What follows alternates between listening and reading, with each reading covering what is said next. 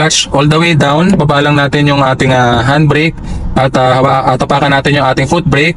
Engage natin yung ating transmission sa first gear. Bibigay ako ng gas up to 1,000 RPM, then clutch to the biting point para umarangkada yung sasakyan. Then kapag ang speed ng sasakyan is up to 10 kilometers per hour na, pwede ko nang bitawan yung ating clutch all the way up. At itutuloy-tuloy ko lamang yung pagbibigay natin ng ating gas or accelerator pedal. Pagtapak sa ating accelerator pedal para tuloy-tuloy na makapagbigay ng gas sa ating makina at makapag-produce siya ng enough RPM para umandar smoothly yung ating sasakyan. So i-steer lang natin yung ating manubela. Ayan. On a smooth manner mga ka-fixit.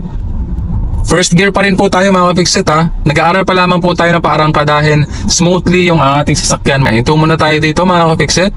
Okay. Neutral ulit natin yung ating transmission.